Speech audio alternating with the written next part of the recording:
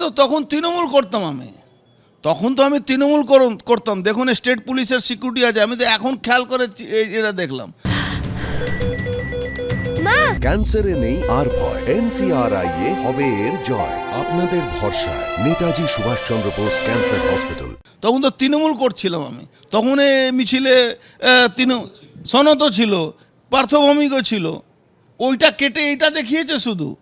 তখন তো তৃণমূল করি আমি, তো বললাম তো আপনাকে কি তৃণমূল করার সময় এই পার্থভৌমিক আমার পাশে থাকতো, এই সনতরা আমার পাশে থাকতো। আপনি দেখুন স্টেট রাজেশ তো তৃণমূল, আরে কোনো অপরাধী তৃণমূল ছাড়া বিজেপিতে থাকতে পারে? আপনি এটা কমন সেন্সের ব্যাপার আছে, তৃণমূল ছাড়া এরা বিজেপি তো থাকতে পারে না, কেন বিজেপি এদেরকে বাঁচাবে নাকি? এ তো তৃণমূলে মিছিল, এ তো বিজেপি মিছিল না। আপনি দেখুন খেয়াল করে স্টেট পুলিশের সিকিউরিটি আছে, ওই সিকিউরিটি লোকটাকে দেখে আমি এখন চিনতে পারলাম কি এটা তো তৃণমূল থাকাকালীন এটা ছবিটা আছে। তারপরে কোনো ছবি দেখিয়েছেন? আরে ভাই মজদুর ভবনে তো তৃণমূল করতাম তখন তো তৃণমূল করার সময় ওর ছবি হয়তো হতে পারে। আমি তো আপনাকে ইঙ্গিত করে দেখিয়ে দিলাম তো কি তৃণমূল করছে, মিছিল হচ্ছে, তৃণমূলে মিছিলে ওর ছবি আছে। আরে তো আমার সঙ্গে এখানে সবারই চেনা জানা আছে, আমি তো পলিটিক্যাল লিডার, আমি তো জুট মিলের লিডার, আমার সঙ্গে কার চেনা জানো। কিন্তু আমি এই যে ছবি আপনি দেখাচ্ছেন পোস্ট করলেন, এটা তো তৃণমূল থাকাকালীন ছিল। আমি তৃণমূল থাকাকালীন, আমি তো বারবার বলছি কি তৃণমূল হলো গডফাদার এই ক্রাইম ক্রিমিনালের, তারা ছিল তখন।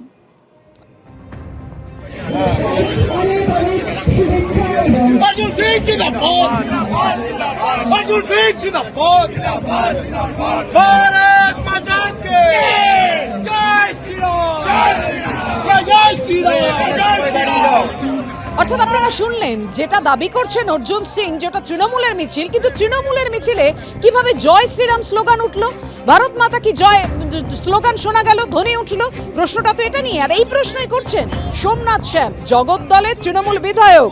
তিনি বলছেন তৃণমূলের স্লোগানে কবে শুনলেন ভারত মাতার জয়? চাপে পড়ে ভুলভাল বলছেন, অর্জুনকে পাল্টা চ্যালেঞ্জ করেছেন সোমনাথ শ্যাম। তৃণমূলের স্লোগান হচ্ছে মমতা ব্যানার্জি জিন্দাবাদ, অভিষেক বন্দ্যোপাধ্যায় জিন্দাবাদ, জয় বাংলা।